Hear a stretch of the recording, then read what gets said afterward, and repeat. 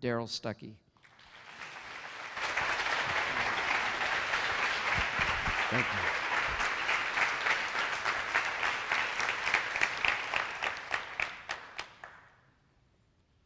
I'm human, right? I'm human. Just in case you guys thought that football players were immortal or gladiators or this perfect image of Jesus Christ. Well, we are. There was two things. I'm biased, of course. God tells us to believe in ourselves, not to be arrogant, but to be confident. And I like to think I treat myself in the confidence that Jesus treated himself. And I say that because I'm very humble, but it's arrogant to say that, right? I'm humiliated all the time. I make bad plays. I make great plays. Social media is all over the place. People follow me around all the time. Like I said, I'm biased. There was two things that I believe Jesus was. He's a pastor. We, the people, were the church. And he was an athlete. I say that because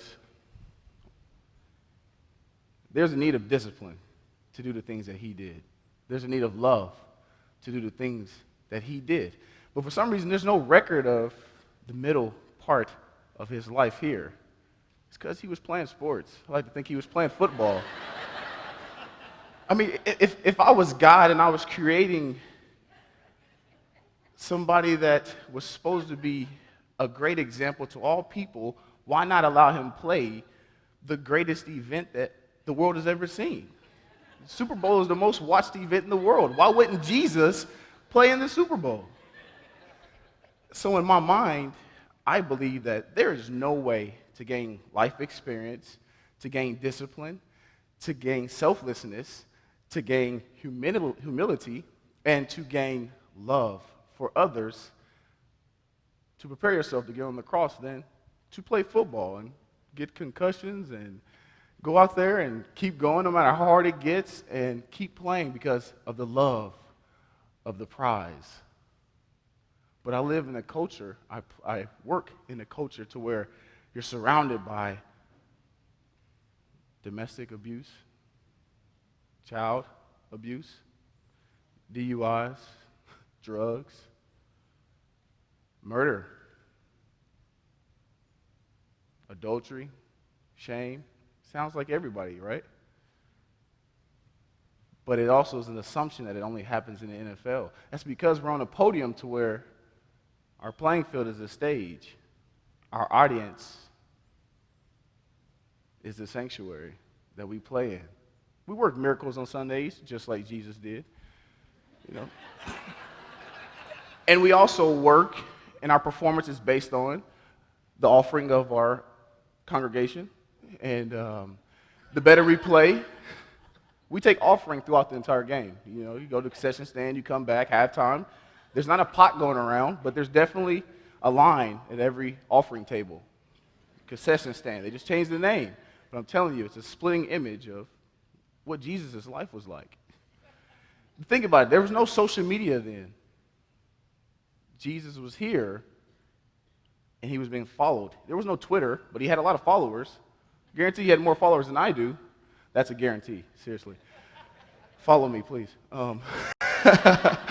But no, there's a need of discipline in the NFL because in the field I'm in, the problem is trust.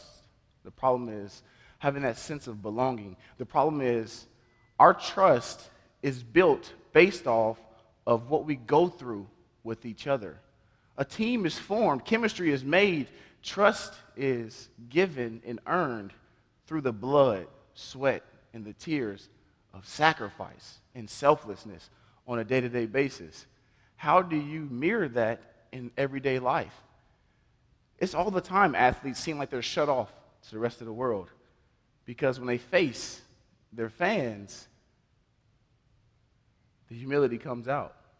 They're on a stage of expectations, of assumptions. It's hard because they're being condemned. They're being judged. Whether it's good or bad, there's consequences of all their actions. So the field I'm in, the problem is a need of discipline and love and transparency. I say that because when you leave the field of play and your name is no longer in the lights or famous What prize are you searching for? There's always a sense and a desire for a prize as long as we're on this earth. Individually, not just athletes, but in the Bible, it references sports all the time, especially Paul. Paul was definitely an athlete. I'm just saying, he talked about sports all the time.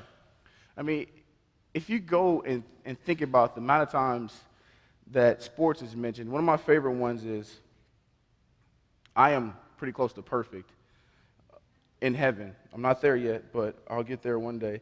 I do not consider myself to have taken hold of it. But one thing I do, forgetting what is behind me, straining toward what is ahead of me, I press on toward the goal to win the prize for which God has called me heavenward in Christ Jesus.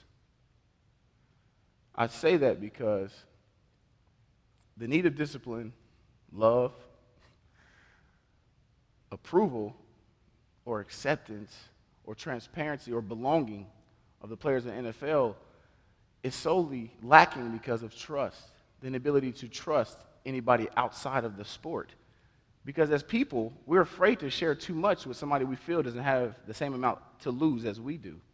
Or fantasy football, if I tell my prayer group that I'm injured, it might change the standings of fantasy football. So my solution to this is love.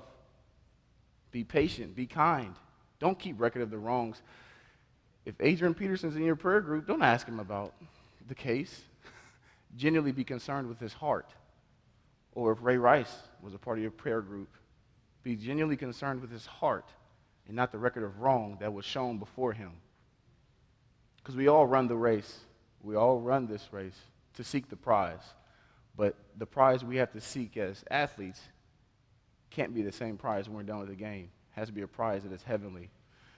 And so when I'm done and I speak and I give to you, I won't be disqualified from the race of life because I seek Jesus. Thank you.